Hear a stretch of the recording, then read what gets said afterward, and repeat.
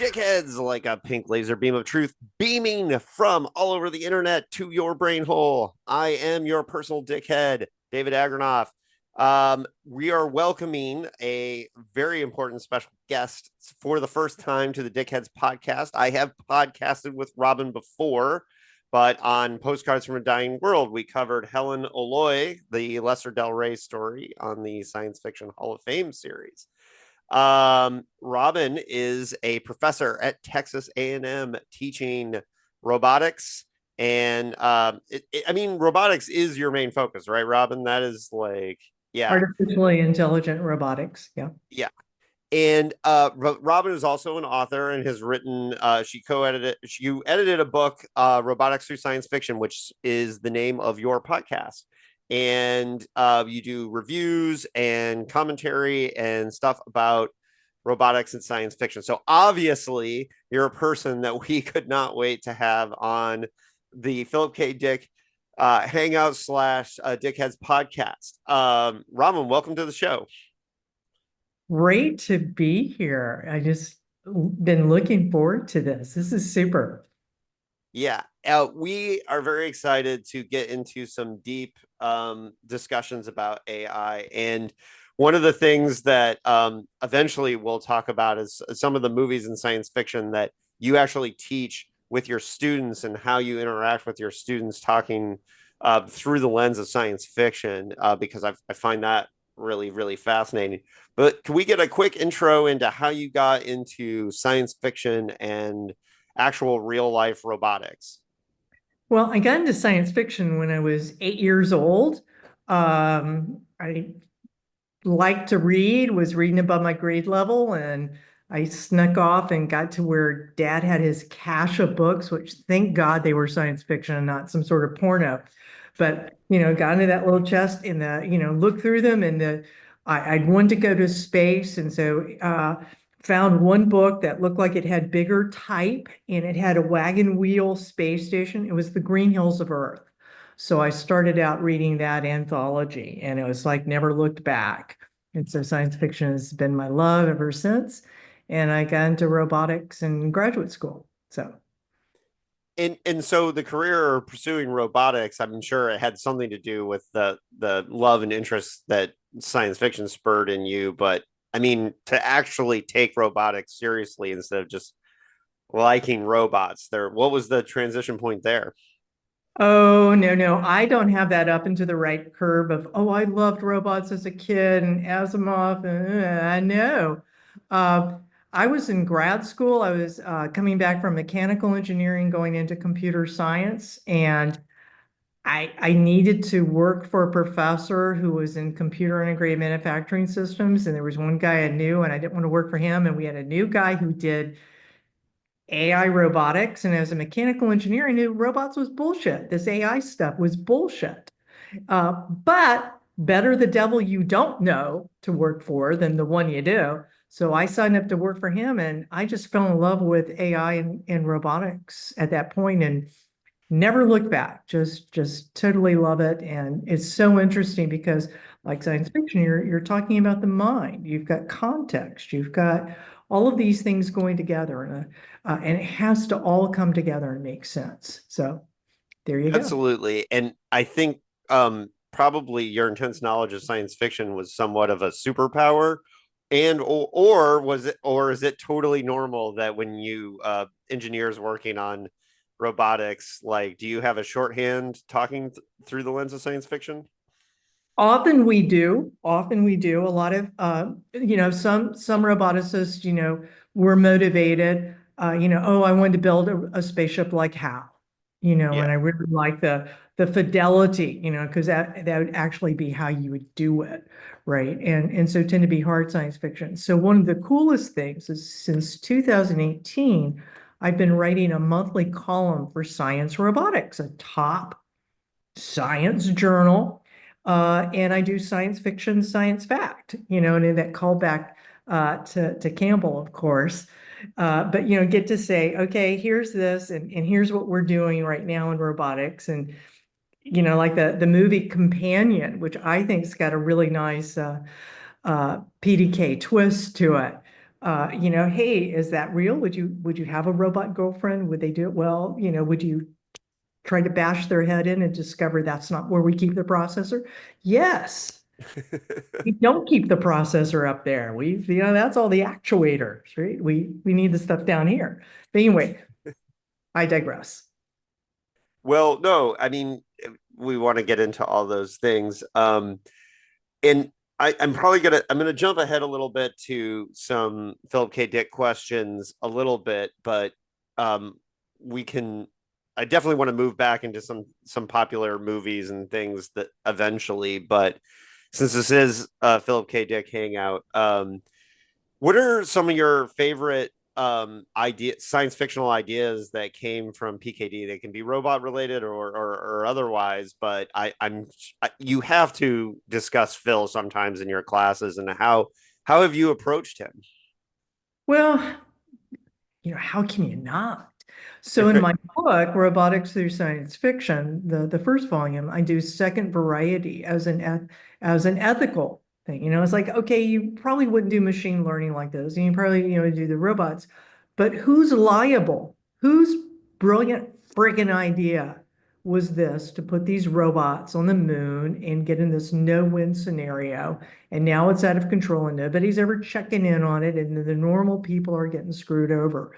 And it's like, okay, I teach that from that part, not from the scientific veracity, but from the ethical veracity.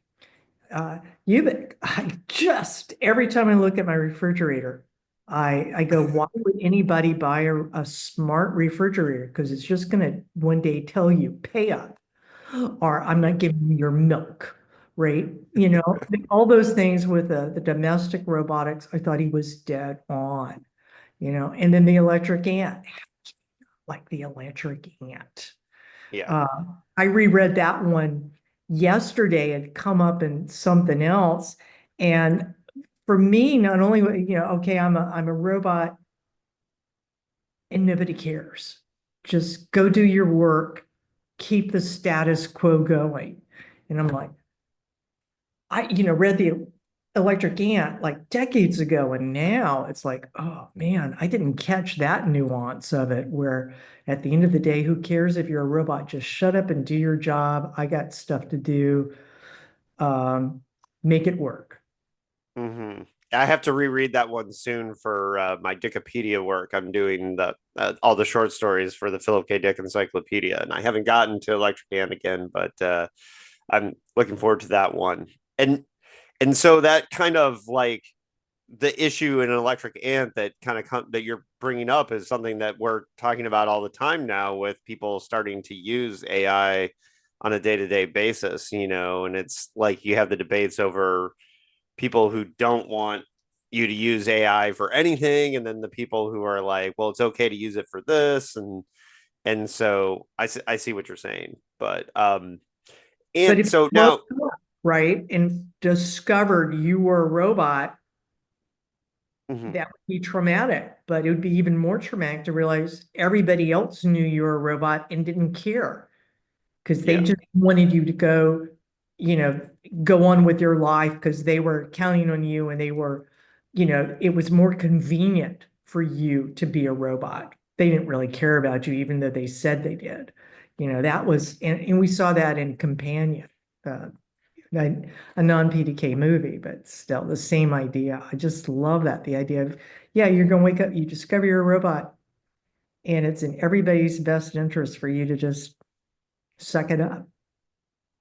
Right. And Electric Ant, I think, also is close to the surface of one of the things that, especially in relation to Do Androids Dream of Electric Sheep, one of the things that a lot of the translations and a lot of these modern movies that, especially, I'm thinking of AI and the creator. There was just two movies that I mentioned to you over email that I wanted to bring up. And I think those movies, I don't know about Phil at the end of his life, but Phil, like when he was working on Do Androids Dream of Electric Sheep, would have been super offended that those movies had sympathetic leanings towards the artificial intelligences because I think Phil in his prime, one of the things that he always feared was the idea that the artificial would try to pretend to be something that it wasn't. And he could not see a good reason for the artificial to ever want to pretend to be something.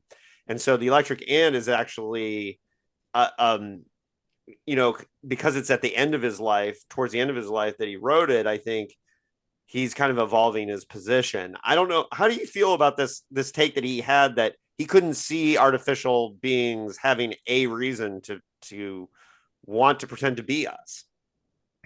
Well, I certainly relate to that. I mean, one of the things we're constantly getting is like, oh, robots are going to take over the world. They're going to be humanoid robots. Why? Yeah, we have humanoids. We don't really need more. We're cheap. What we need are the specialties, the things that we can't do well. That's where you see the money for robotics. And so, I kind of get that on these types of things. But I love the story, Electric Sheep, because that whole nihilism there, the whole just the mundanity of, oh, that's a fly. How much is that worth? They Mm-hmm. made this mechanical. We're stuck doing replication. And to your point, it's replication, and we know it's a replicant, so we don't really, something's lost along the way.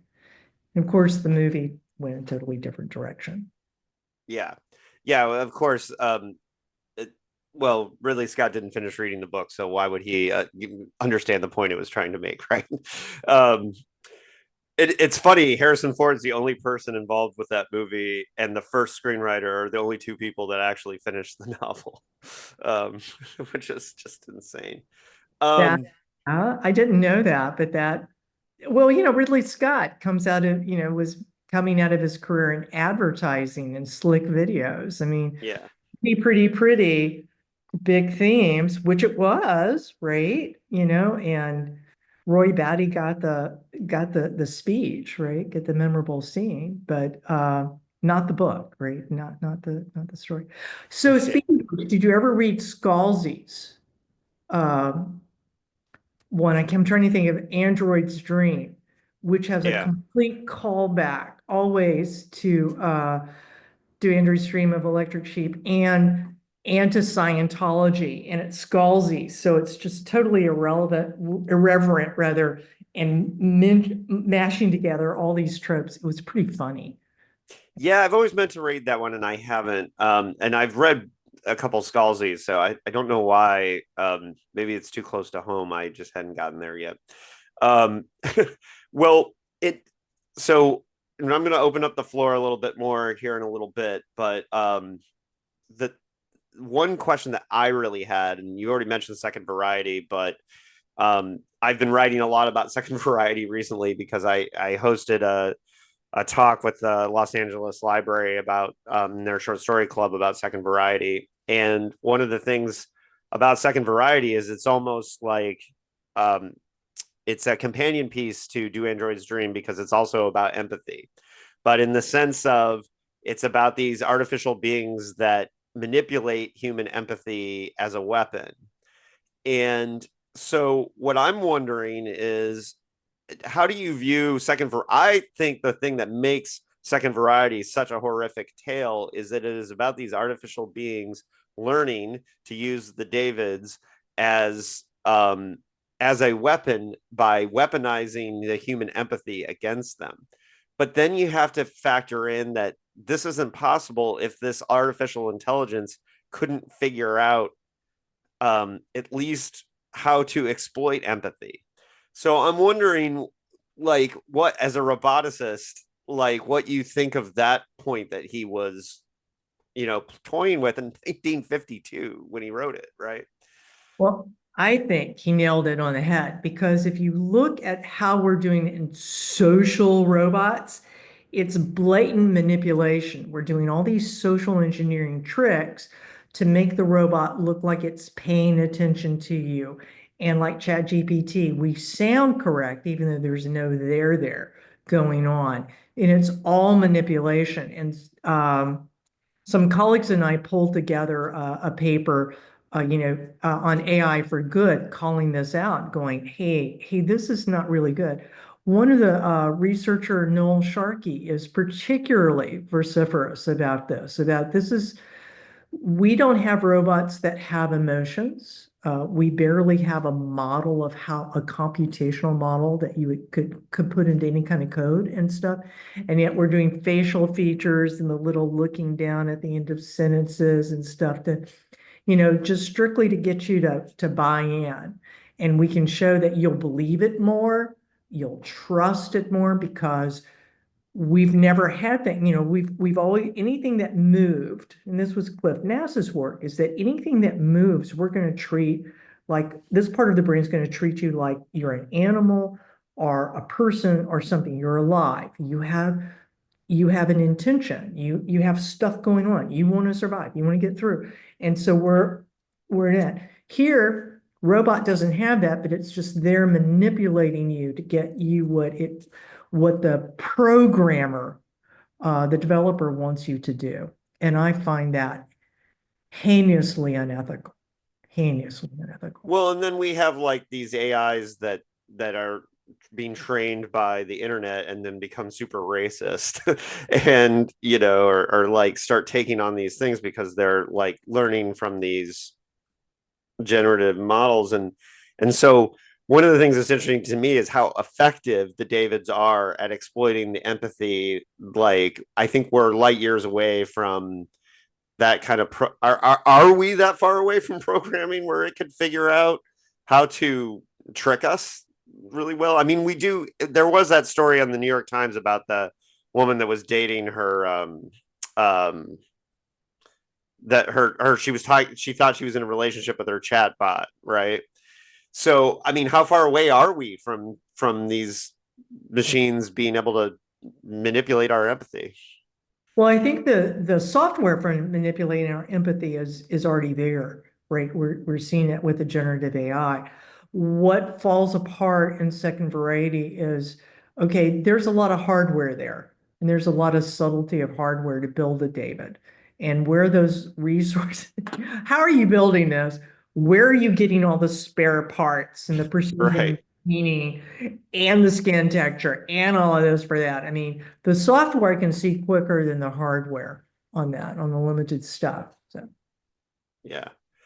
Yeah, I could. Yeah, well, I mean, you don't want to think too much about the story if you get, and what it's obviously, I think what he's trying to say. But I think the fact that, late, in Do Androids Dream of Electric Sheep, empathy is the test, whether you're human or not.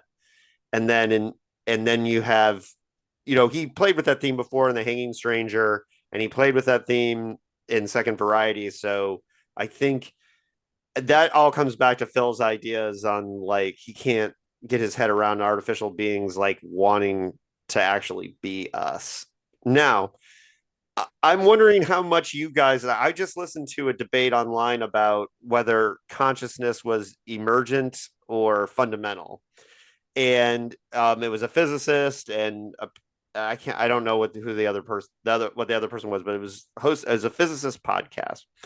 And it made me think of you, Robin, because I wondered how much do people in your field talk about, you have to end up talking about when, you know, what consciousness means for an artificial being, right? I mean, like, or am I wrong?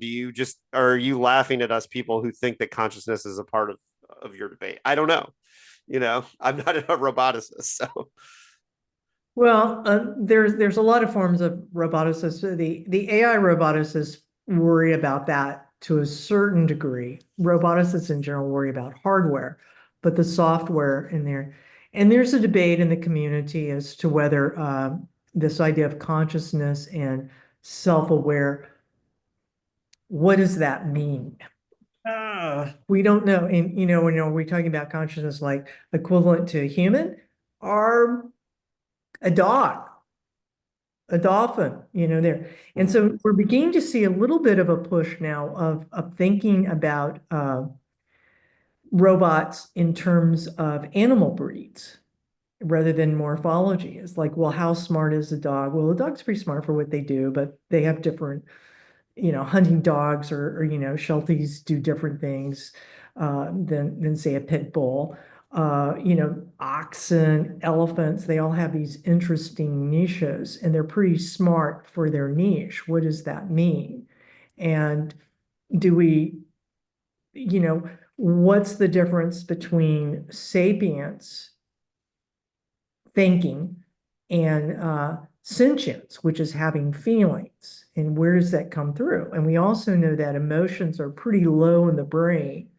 And even if in animals, we don't call them love, hate, whatever, or the nuances we do with us, but we do know there are these drives, right? And you start associating good things and bad things. So we don't really know where the line is.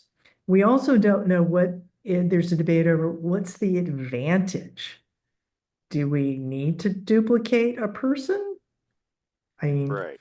we can have kids, we can have colleagues. I mean, do we need to make them mechanical? Versions of that?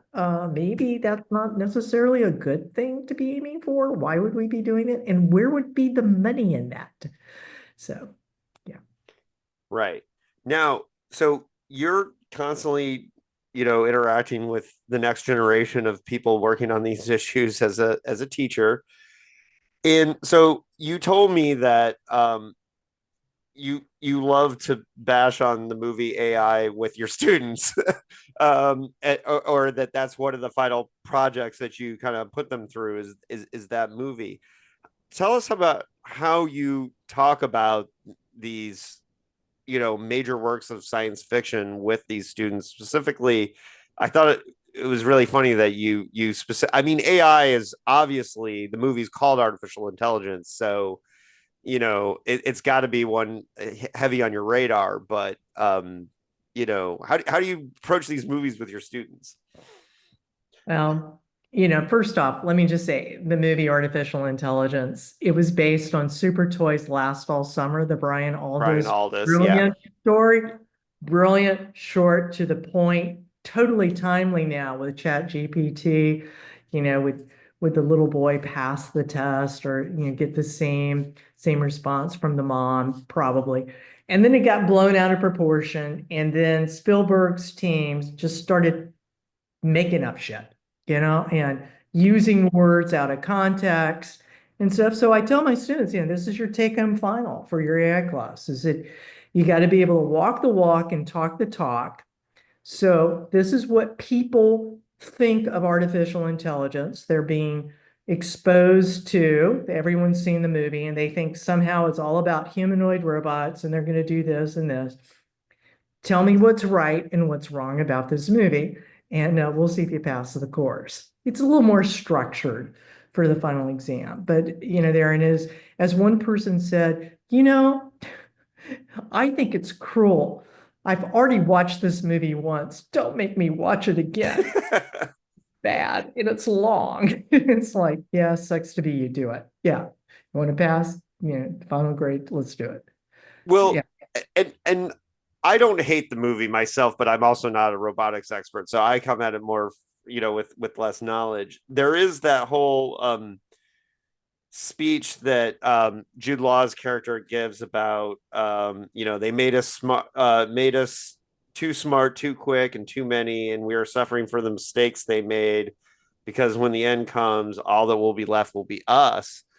And I'm wondering, is that one of the because is that one of the scenes that really, because I always liked that scene in the movie, but you know, um, I like I said, I'm not Well, an Joe expert. was a good character, and I wish the movie would have been better if maybe we had 10 more minutes of him instead of the three or four endings we had. I was like, okay, we done? Oh, nope, nope, we've got another ending. Nope, it's still underwater. Oh no, we get aliens now. Okay, great.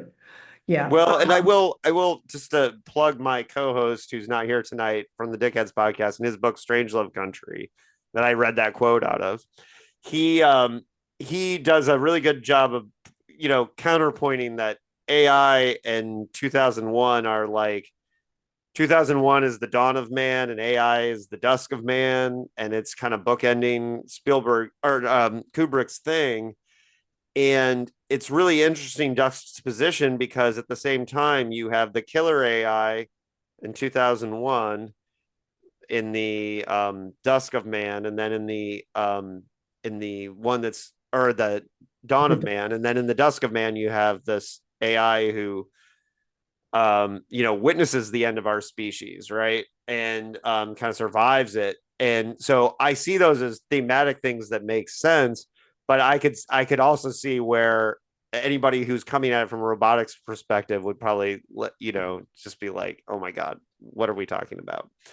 Well, I like that Dawn of Man, Dusk of Man, because love 2001: Space Odyssey.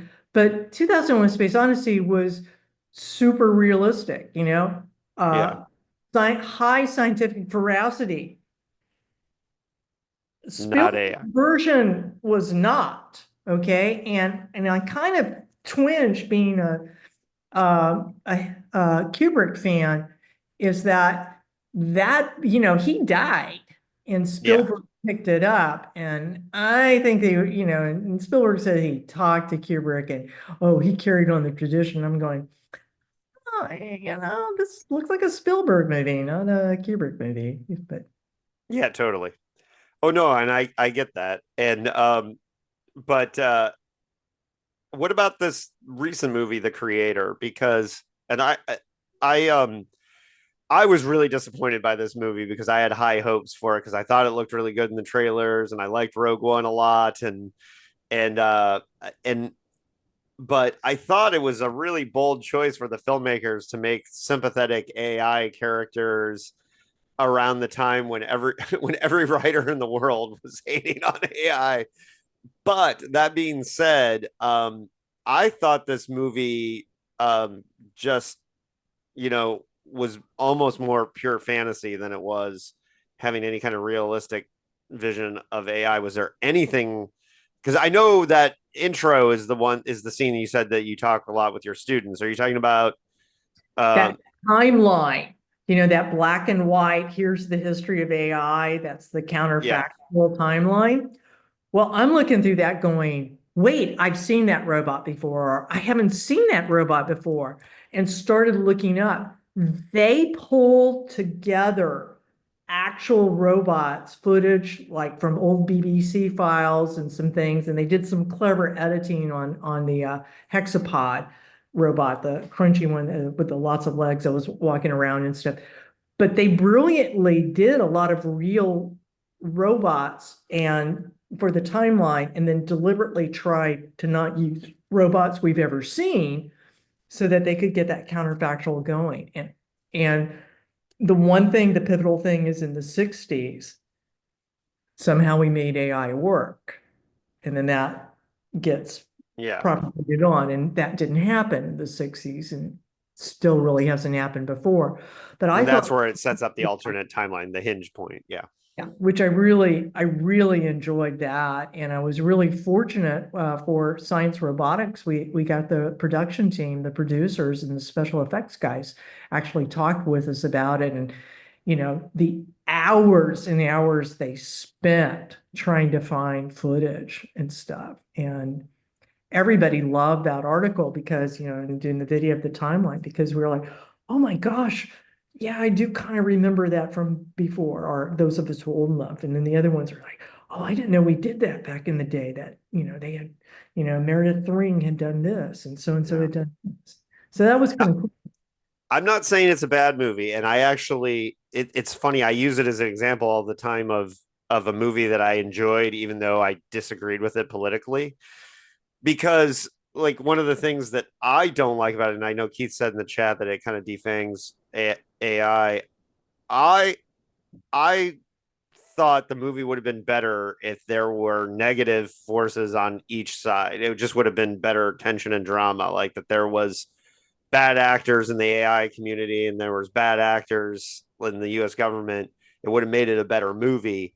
But and maybe it's the Phil Dickian in me, but the idea that like we have these benevolent, poor, suffering like AIs in another country that are just victims of colonialism just seemed like a weird choice for a Hollywood movie at that time.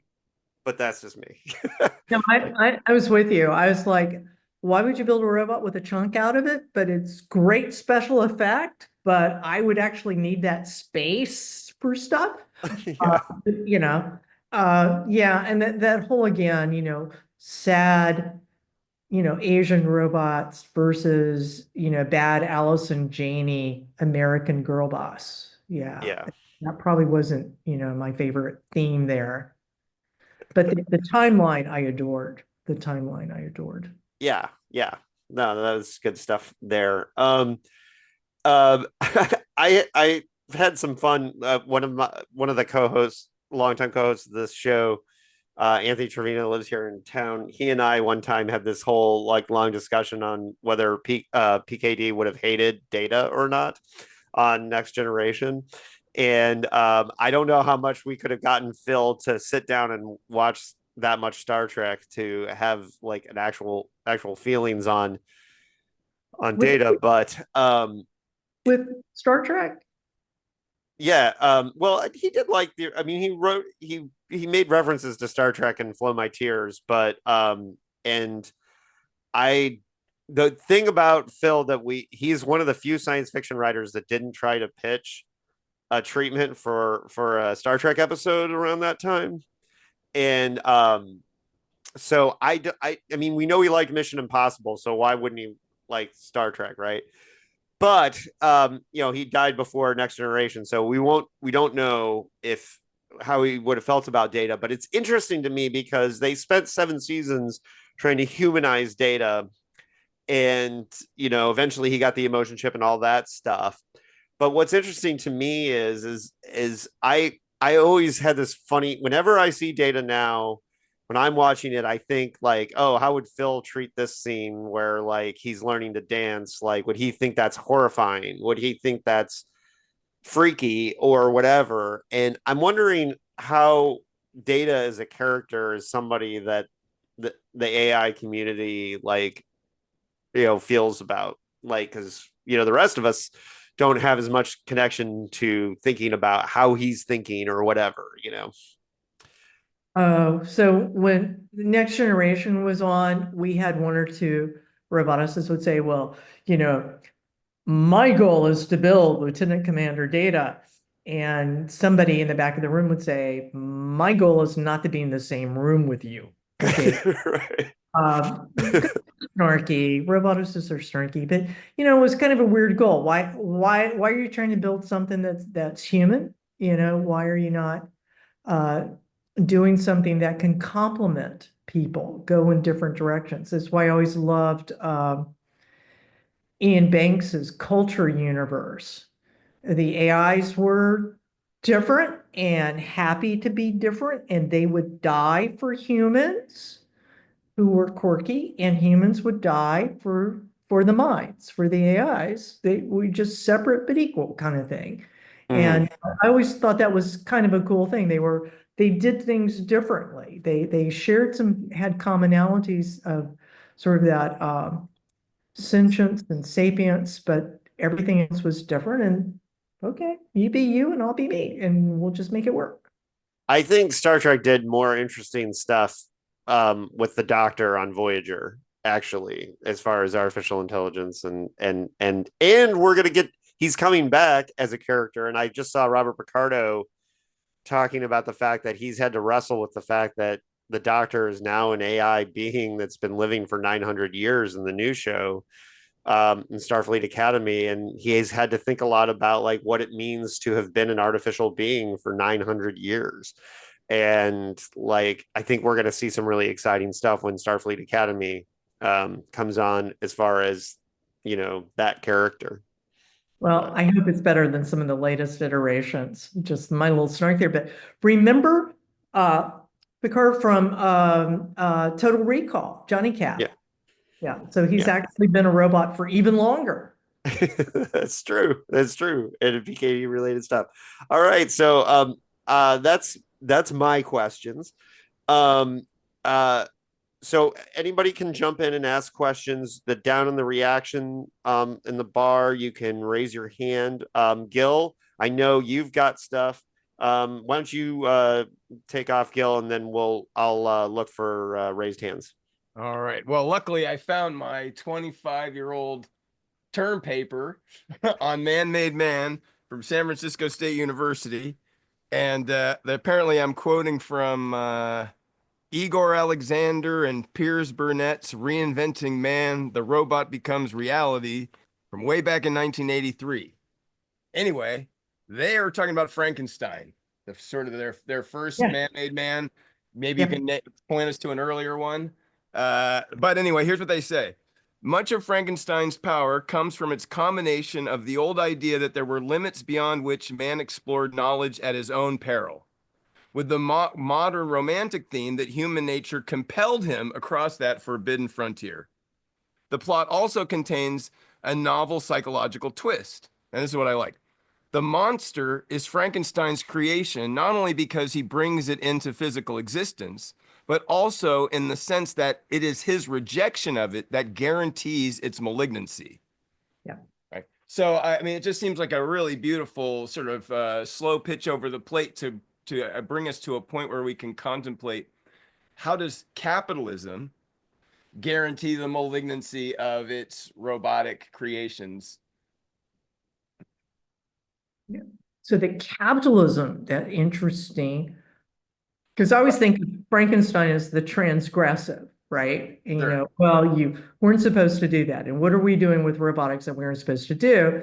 And that would kind of get back, I guess, to the capitalism. So one of the scariest books I've ever read is The Warehouse by Rob Hart, which is a near future working in an Amazon or Walmart warehouse with robots side by side. And yeah, that's not a happy ending, very, close to that. And so that capitalism there of, okay, we're just going to make this work, but the incentive of not getting the human factors design, the cognitive engineering that we know about how people work with machines and how they work at all, just ignoring that because it's easier that way. I mean, that's Right. one of the things in robotics I really beat on my students is that it's not machine learning. It's this whole set, an ecology. How are you building? You've got the robot's hardware, you've got the software, you've got what the goals that you want it to, the things you want it to do. It's all got to fit in there, and it's got to be ethical in the sense of it's got to do uh, do a good job and be reliable. I mean, it can't be, you know, can't disable emergency brakes and that sort of thing because it's convenient. And I think there is a bit of a capitalist pull that gives incentive, particularly the way we do startups. So in robotics, you're not really trying because to build a robot takes a lot of money. It's like building a car. So what you're doing is you're pitching, oh, I've got the latest version of a V8 engine, or I've got a new electric brake, or I've got electric batteries, and I say I'm building a car, but I'm really just doing this one super cool technology, and everything else is just kind of helping me demo it. And then somebody bigger will buy me. Well, the problem with that philosophy is you start doing that enough, everybody somehow thinks just doing that one thing is fine and forgetting any secondary consequences or, safety issues or reliability. I mean, I love the movie Megan uh, because, the roboticist at the end, female roboticist, yay, I love that, but she was going to be in jail. Everybody involved was either going to be in jail or sued. They were never going to, they were going to be eating canned tuna for the rest of their life because they had violated so many professional ethical things in building those robots. But it was very realistic in that a company would want you to build a cute doll that they could make a lot of money off of. And Okay. one of the writer of that movie is actually on the staff of Strange New Worlds too, by the way, which is Oh, okay. Well, yeah, that's it's a point of interesting. paper. Yeah, a little Star Trek connection. I know I got to stop talking about Star Trek tonight. And One Gil, more. go ahead, One and more. then Jeff. So the other point of my term paper was that in When Man Makes Man, he gets, or I should say, people make people. We'll be less gendered there. he gets more, they get more than they bargained for. It's sort of like it's the universal aspect of that story, that the way that the humanoid creation behaves is unpredictable, was not predicted by the creator. How does that theme looking in terms of the real life implementation of robots? Like where are our blind spots? How might we recapitulate Frankenstein's mistakes, so on and so forth? So one of the big things that we have from cognitive engineering is the substitution myth. I mean, roboticists tend to fall into this, is that, oh no, we'll build a robot and it'll replace a person, or it'll replace what that person does for that job. And it'll be a one-to-one replacement. It's like, nope, that never happens that way. You've somehow you may change the workflow or the work process, or you may have added 2 or 3 people to maintain the robot that's doing what the person's doing. But it's never a one-to-one correspondence. It's never a simple substitution. So that comes from David Woods and Eric Hollnagel's work. Then the other one I love from cognitive engineering is Gary Klein's work, who shows that we are so good at not predicting the way things can go wrong. Okay, we're fantastic at rehearsing normal cases, but man, we suck at the corner cases. We just don't think of them. And so we see that time and time again with robot designs where, oh, we got this part right. And, it moves into, oops, we forgot about that. Or we forgot about what happens on day 3. It runs out of batteries or something. So those are still real issues that haven't gone away. Jeff, you have your hand raised. Thanks so much. Yeah, I'm wondering about, I guess, how you see the robotic paradigm and AI machine learning shifting when we have like access to high fidelity biosignals, like, and can have really powerful brain computer interfaces. And how do you think that would shape the integration, and the paradigm change and our relationship with technology? So I really like the bio interfaces thinking about disabilities, right? And a cyborg to be able to walk again, and those types of things are very exciting to me. There's always a singularity. Oh, we're going to have chips in the back of our head and make us smarter, or be able to do translation in our head and all that. And I'm less clear on that for me personally. But the brain computer interface stuff is interesting, but still in its infancy. Right? We're getting some progress with it now that we can actually put something in somebody's brain and it doesn't fall apart or poison them, the way silicon and a lot of metals will do. Right. I'll continue on a little bit. As like, I work in non-invasive BCI. Good for that is, well, yeah. That's so great. And we're reaching femtotesla noise floors, so we only have a few more orders of magnitude until we're close enough to try and almost get brain signals. And so it's looking like, there will be a tool for that within the next decade, maybe 5 years. And so it's kind of interesting and scary to think about, what's going to happen when you can actually get, high fidelity brain signals when someone's running or thinking or looking at ads or, interacting with the prosthetic, which is what you start off saying. And that's, the big motivation behind it. Prosthetics is nice. Looking at ads is probably where the money's at. And that's where Phil would have put it. Scary. And yeah, exactly. That's, we're back to, even though it's not in Minority Report, but the movie with all the ads just bludgeoning Tom Cruise was just awesome, and I feel like that's what we're, what Facebook would really like to get to. Mm-hmm.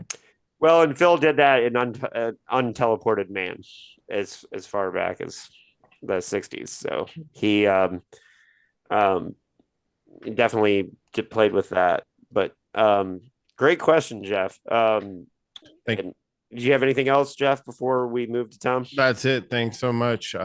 And Dr. Keith, we'll get Murphy. to your question from the chat after Tom. Tom, we lost your camera right when. There we go. Yeah, it's your turn.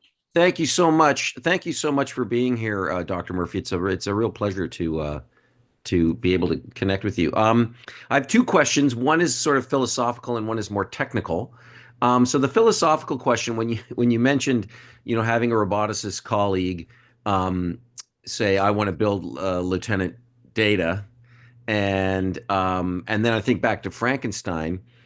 This idea, is there a motivating idea that actually runs through some circles in ideas of robotics and technology, that rather than this being about efficiency and replacing people for labor and things like that, that there is this sort of, and I guess it's inherently Faustian notion that in order to understand ourselves, we must build ourselves. That in fact, that there is this quest to, if we can build it, then we understand it, and so that it's a quest in that direction. Does that actually live inside the heart of some roboticists, and how do you feel about that as a paradigm? It sounds like doesn't jive too well with what you think the field ought to be doing.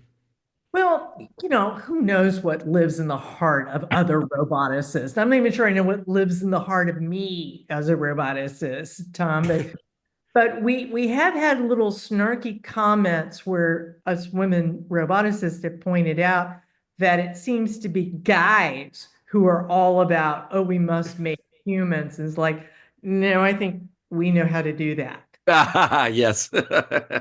Have a need for creation that we actually got a handle on. I don't see the need to do it mechanically, right?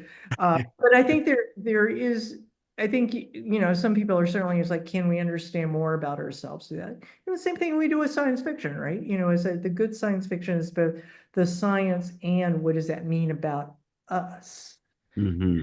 That's when it really kicks in so nicely, right? So, yeah, but So do you think it's still a laudable? General artificial intelligence.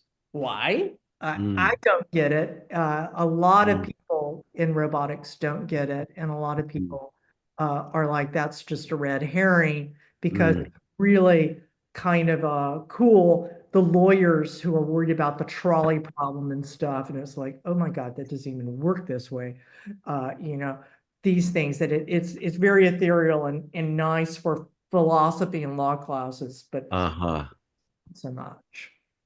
And it's Right. amazing we made it this far, Robin, without bringing up Ole Isaac's three laws. But um, we do have a question in the chat from Keith, or Tom. You had another part to your Yeah, question. yeah. I hope this can be fairly quick. But so I certainly do not have a background in robotics at all, but I do have a background in cybernetics writ large as an interdisciplinary field. So not necessarily restricted to technology, but humans, social systems, and so that's where I did some my doctoral work in, and so there's a branch of the field called perceptual control theory that perhaps you're already aware of. There's some people working very much on the fringe of robotics around a more perceptual control approach, that the idea is it's not about having all this pre-knowledge about the situation and searching for programs and calculating this and that and the other. It's simply about keeping reference values in the right place through feedback loops, right? This is the reference values that will keep me upright. This is the reference value that will allow me to open the door. And there's some really fascinating work on how do people catch fly balls like a baseball. They don't actually calculate trajectories. They simply keep the baseball at a certain point on their retina, and that will allow them to catch the ball. So I'm curious about is where does it sit right now in terms of the field of there must be an internal representation of the environment versus this idea that no, all you need reference values and the capacity to keep things. How do those paradigms clash? Because I know from some of the people I know in the perceptual control theory community, they feel it really clashes with what's going on in mainstream robotics. I'm not necessarily convinced that it's as much of a clash as they think. I see it as a big clash, Tom. Okay. So what I saw is in the late 90s, when robot physically, the mechanics became cheaper and the compute no longer became a huge barrier, that we bifurcated into control theory. We're just going to math it to death. It's going to be optimal. We'll make a big model and then everything comes into that. And it's like, versus the more traditional AI had come out and being more replicable to natural intelligence. And so, the Gibsonian affordances, the world is its own best representation. You don't even need a central representation for something. You've got reflexes for a reason. You've got into contact for, there. And so those have continue to be in diametric opposition. Now you can merge them, but it's one or the other in how you're taught. You're either in a university, I guess it's like economic theory. You're either the Wharton School or the Chicago School, on whether that, but we need both, but it's one or the other typically. Yeah. Well, I want to be clear, the control theorists that I work with, it's not about them having the map. It's about reflexes and affordances, that it's that kind of cybernetic response. But that's the cybernetics we wouldn't call control theoretic. Control theoretic is the more centralized model. I see. The idea of cybernetics is like, what's that word? That's a funny word. So we sort of lost part of that. Yes, there was definitely a split. They call it that. The Dartmouth conference is where they point to that bifurcation. But anyway, that's it was where we got the term AI and stuff. But it's really, I think, in the 90s is that once we really went off course and saw the engineers, hardcore engineering versus more cognitively oriented AI. Interesting. Okay, thank you so much. I really appreciate it. Great question, Tom. And that's why we do these hangouts. So you guys can bring great questions that I would never have thought of. Speaking of, so Keith in the chat says, and then Jeff plugged the company he works with. How concerned are you, Robin, that there's no strong international ethical requirements or standards when it comes to AI development?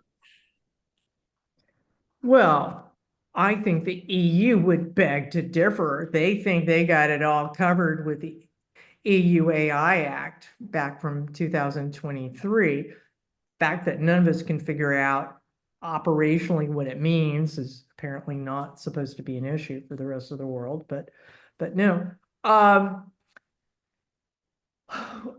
more concerned that there's not coherent, enforceable, actionable ethical requirements or standards for AI development. Like I said, Dave, you had said something about Asimov's laws. Yeah. Up until 2017, the EU was all about, we're going to duplicate Asimov's laws, and make that a requirement. And we're like, you understand they were built to have intrinsic conflicts in them, right? Contradiction. Yeah. It's like, you don't want, of all the things, you don't want to use Asimov's laws. And then they dropped it. And in 2020, and did this Hail Mary on AI in general to handle the privacy and copyright and all the violations associated with ChatGPT. And they came up with the the EU AI Act. And it's got things like, we have categories and and there's no clear, from an engineering sense or a software engineering sense of where you would fit in these categories. You can't have lethal autonomous weapons unless you're the military or the government. It's like, all right. So last call from everybody to jump in with questions. But the thing I want to get to at the end here, Robin, is what are your favorite examples of robotics in science fiction. What are your favorite short stories and novels, and which ones should we make sure we haven't missed? So the ones you may have missed, again, I would go back to The Warehouse. Wonderful. That sounded great. I put a hold on that at the library while we were talking. The second scariest one is Little Eyes, about a small Furby robot that you could, my biggest fear is somebody's actually going to build that robot because you could do it fairly cheaply. And all the unintended consequences. And the developers know they've got that 10-year. The joke in startups is that you've got 10 years before the lawyers, the tort lawyers, realize that you've kind of been unethical or unprofessional in the way you've built stuff. And so you get stuff out there really fast. And then once you're starting to lose money on the lawsuits, then you walk away, but you've made all your money up front. And so Little Eyes has that one going as well. So I think that's one of the ones that to put on your list. Any classics from the old school that are favorites? I still love Rendezvous with Rama, right? Yeah. The old Arthur C. Clarke, and that getting back to Tom, all the control of the robots on that ship, the whole robot ship is driven by biological processes. Get close to the sun, starts heating up, starts doing this. You have aliens, us, get on board. Okay, it's pretty robust to that. And I just love that. I thought that was just a great book. Yeah. I just recently read Hugo Gernsback's Ralph, whatever the numbers are. Have you ever read this? No, I didn't know Gernsback had one. I have read some really some of the older ones, like The Clockwork Man and stuff, and it's like, okay. Hold on, let me grab it because it's called Ralph 124C41 plus. You don't get the pun. It's 124C1. Oh, I know, but that's the twist ending, Gil. You're giving the spoiler. Oh yeah, the twist ending. You're spoiling a story written in 1911.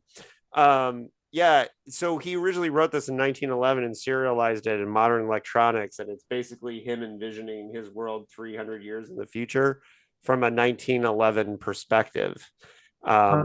Good. I just read it for the first time. It's not a good story. Well, it's But Hugo Gernsback, right? He just had to be a publisher. He didn't have to be, and violated everybody's copyright. That's John true. Maddox, the Roderick Chronicles, to me, has a lot going for it of the old school books. I don't know that the scientific veracity is there, but it's got a lot going for that.